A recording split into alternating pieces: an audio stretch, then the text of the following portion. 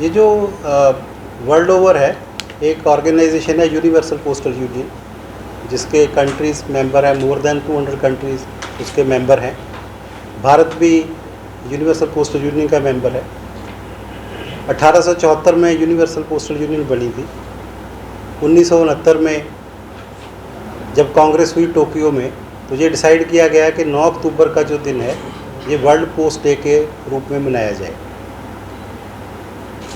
इस दिन जितने भी पोस्टल ऑर्गेनाइजेशंस हैं वो सब अपने आप को रीडेडिकेट करते हैं, नॉट ओनली कि सिर्फ पोस्टल सर्विसेज के बारे में, एक जनरल सिटीजन्स के लाइफस्टाइल को इम्प्रूव करने के लिए, सोशल लाइफ को इम्प्रूव करने के लिए क्या कंट्रीब्यूशन की जा सकती है through postal departments, through postal services, उस सब को रीट्रीट करते हैं। भारत में वर्ल्ड पोस्ट डे तो मनाया ही जाता है, उसके साथ डिफरेंट सर्विसेज पे स्ट्रेस देने के लिए नेशनल पोस्टल वीक हम लोग मनाते हैं। जैसे इस साल का जो नेशनल पोस्टल वीक है ये 6 अक्टूबर से शुरू हुआ था। हर दिन को हम लोग किसी सर्विस को डेडिकेट करते हैं। 6 अक्टूबर का दिन एज टेक्नोलॉजी डे मनाया गया। 7 अक्टूबर को फाइनेंशियल इंक्लूजन डे था, जिसमें बहुत सी जगह पे कैंप और मेले लगाए गए, जिसमें postal life insurance, saving bank के अकाउंट्स का जितनी भी समावेशी योजनाएं हैं उन सबको पब्लिक तक लेके जाया गया। 8 अक्टूबर का दिन जो था वो फिलैटली डे था, और साथ में customers centric services, CCS services जिनका नाम दिया गया है, जैसे हमारे पासपोर्ट सेवा केंद्र है, आधार सेवा केंद्र हैं, और फिलैटली के लिए बच्चों के लिए ख़ास तौर पे इस पर एक्टिविटीज़ की गई हैं। उनको विज़िट करवाए गए post office, railway mail service के ऑफिस, ताकि उनको वर्किंग पता चले। आज कल जो था वो वर्ल्ड पोस्ट डे था। आज का दिन जो डेडिकेट किया गया है वो कस्टमर के नाम पे डेडिकेट किया गया है।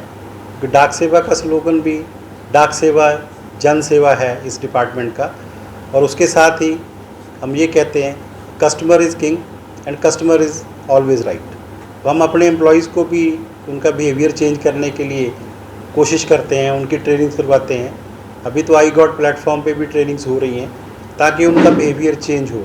तो बहुत जगह पे इवन मैं पर्सनली भी बोलता हूँ हमारे स्टाफ को, वो कहते नहीं सर वो गलत बोल रहे थे या कस्टमर गलत तरह से बिहेव कर रहे थे। मैंने कहा जो भी है उनकी बात सुननी है, जितना हो सकता है विद इन रूल्स हम उसको सॉल्व करेंगे।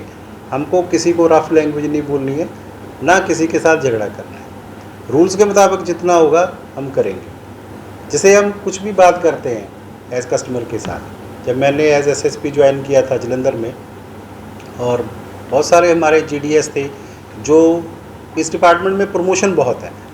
आप ग्रामीण डाक सेवक बन के भर्ती हुए, और इवन मैंने डायरेक्टर और PMG भी रिटायर हुए हैं कई लोग यहाँ से। तो उसमें एक पुराने हमारे लोग थे, तो मैंने कहा भी आप लोग ऐसे बिहेव करते हो, किसी को कोई काम नहीं हो सकता है, आप पोलाइटली भी बता सकते हो कि रूल के मुताबिक नहीं होता, लेकिन आप ऐसे बिहेव करते हो कि जैसे पत्थर उठा के सर पे मारने वाली बात है। कोई भी कस्टमर है आप उसको बिठाइए, बैठ के बात सुनिए, आधा तो उसी में ही संतुष्टि हो जाती है कि किसी ने बात सुनी। रूल्स के मुताबिक आप कोशिश करिए, अपने हायर अप ऑफिस से कोशिश करिए।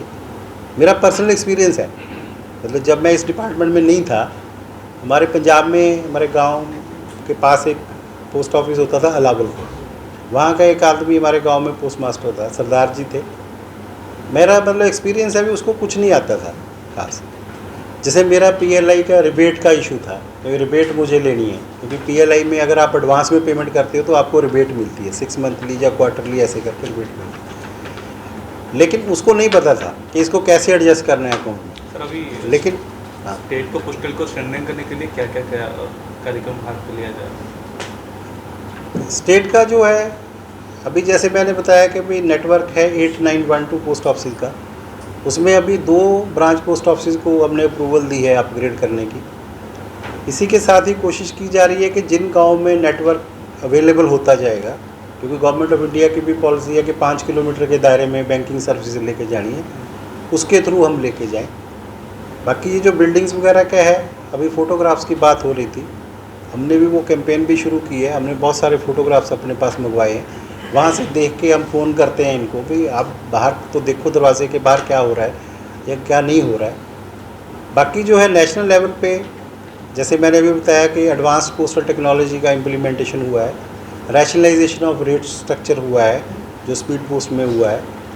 तो उसी तरीके से अभी जैसे आधार सर्विसेज को इम्प्रूव करने के लिए भी हमने फ़ंड डिमांड किया है डायरेक्टरेट से, ताकि जो मशीनें हमारी बीच में ख़राब हो गई हैं उनको ठीक किया जाए।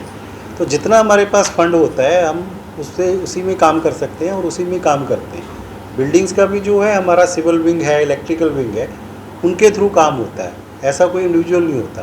तो ब्रांच पोस्ट ऑफिस में तो उसने अपने आप ही करना है, तो उसीलिए हमने स्टेप लिया था कि स्टेट गवर्नमेंट के साथ मिलके कि इनको पंचायत बिल्डिंग्स में शिफ्ट कर दिया जाए, जिसका चीफ सेक्रेटरी सर ने बड़ा पॉजिटिव रिस्पांस दिया था। पहली मीटिंग में ही सभी जो डिस्ट्रिक्ट हेड्स थे उनको इशू चला गया था कि 477 जो है इनको शिफ्ट कर दिया जाए, और 50 के करीब जो है वो ऑलरेडी शिफ्ट हो गए। सो दैट कि इंफ्रास्ट्रक्चर भी बढ़ेगा, और उसका डबल फ़ायदा क्या है कि पंचायत घर में लोग आते हैं और जो हमारा आदमी है उसके ऊपर भी नज़र रहेगी लोगों की, वो काम कर रहा है नहीं कर रहा है, टाइम पे आ रहा है या नहीं आ रहा है।